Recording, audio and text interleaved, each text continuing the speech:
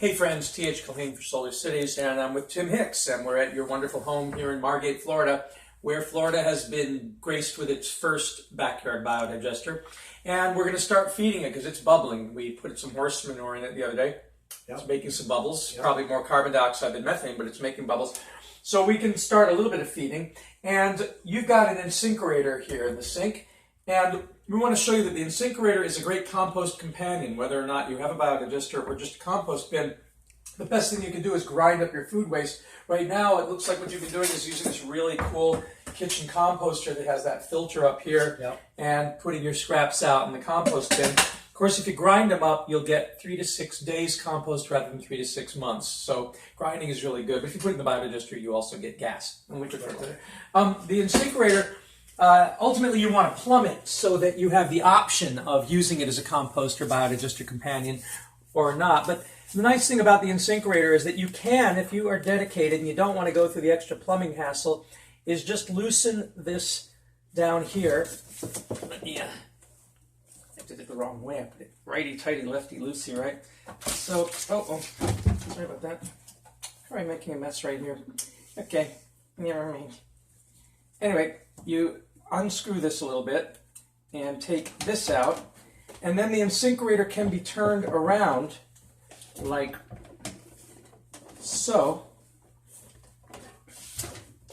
Just watching out for the washing machine hose there, and you can go into a bucket like so. So now that we've got that turned around, I hope you can see what we have there.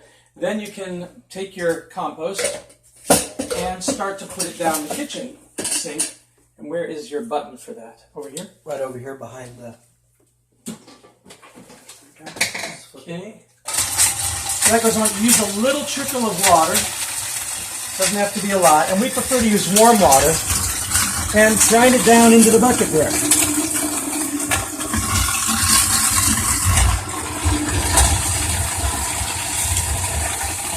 Make sure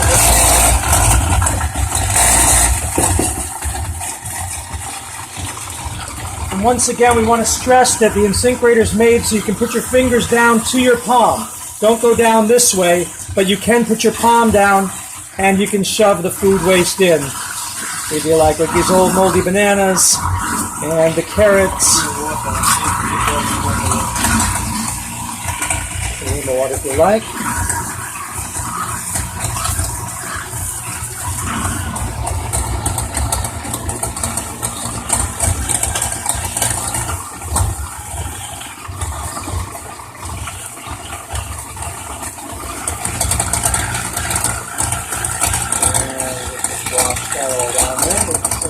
Clean again. And just so you know, when you're cleaning your sink, a little bit of dishwashing soap detergent is not going to hurt the digester. It's going to add either sulfates or phosphates, a little bit of sodium, but it's not. Just don't put antibacterial soaps down. But you can definitely clean up your sink with detergent, a little bit of detergent, that's fine. And we're using warm or hot water here. Okay. And then we have... Just wait, let's finish. All the dropping is finished. Okay.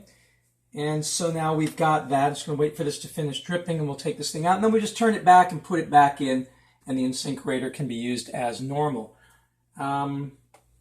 Give it a few minutes to finish doing that. Do we have another little cup we can put this cup under there? Sure.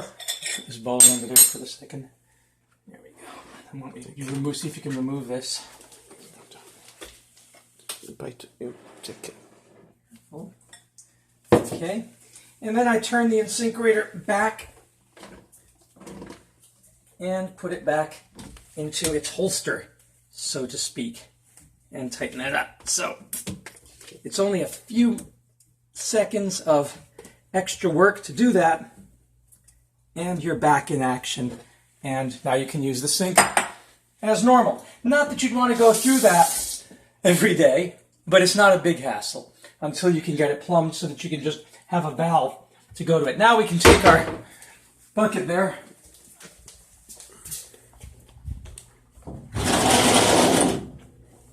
I'm going to come out to the backyard biodigester. Just take care of this gas collector bag and move it aside here.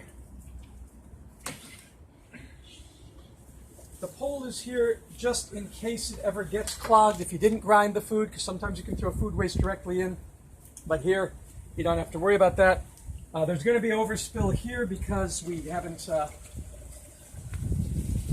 fixed that up. All right, let's see if I can.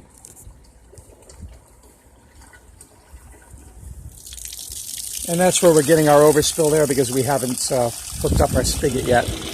Now let's fertilize the garden there.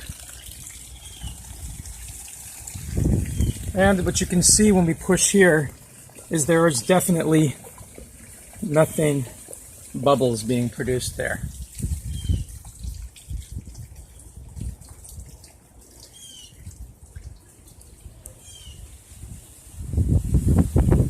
Now what you got is a lot of sudsing going on. That's what those are. It's just the suds that are floating up on there, like a head of beer.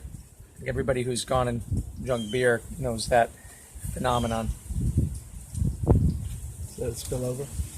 It probably will until we get those frothy head down.